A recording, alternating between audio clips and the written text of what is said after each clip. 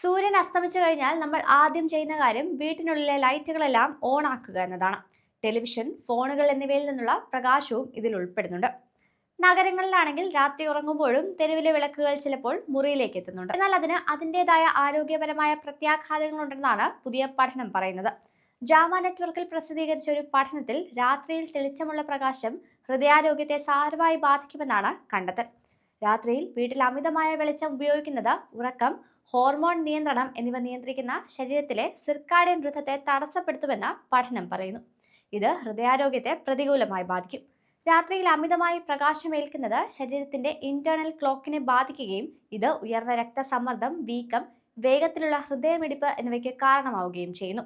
ഇത്തരത്തിലുള്ള തടസ്സങ്ങൾ ദീർഘകാലം നീണ്ടു നിൽക്കുന്നത് ഹൃദയ സംബന്ധമായ പ്രശ്നങ്ങൾക്ക് വഴിവെച്ചേക്കാം. രാത്രി ഷിഫ്റ്റുകളിൽ ജോലി ചെയ്യുന്നവരെ ഇത് കൂടുതൽ ബാധിച്ചേക്കും. രാത്രിയിൽ തീവ്രമായ പ്രകാശമേൽക്കുന്നവർക്ക് കൊറോണറി ആർട്ടറി രോഗം വരാനുള്ള സാധ്യത 32% കൂടുതലാണെന്ന് പഠനം പറയുന്നു. ഹൃദയാഘാതത്തിന് 56%, പക്ഷാഘാതത്തിന് 30% സാധ്യത കൂടുതലാണെന്ന് പഠനം വ്യക്തമാക്കി. രാത്രിയിൽ ലൈറ്റ് ഇട്ടുറങ്ങുന്നതും ഉറങ്ങുന്നതിന് മുൻപ് ഫോൺ ഉപയോഗിക്കുന്നതും ഒഴിവാക്കാം. സൂര്യാസ്തമയത്തിനു ശേഷം മുറികളിലെ ലൈറ്റുകളുടെ പ്രകാശം കുറയ്ക്കുന്നതും വെളിച്ചം തടയാൻ കട്ടിയുള്ള കർട്ടനുകൾ ഉപയോഗിക്കുന്നതുമെല്ലാം ഗുണം ചെയ്യും.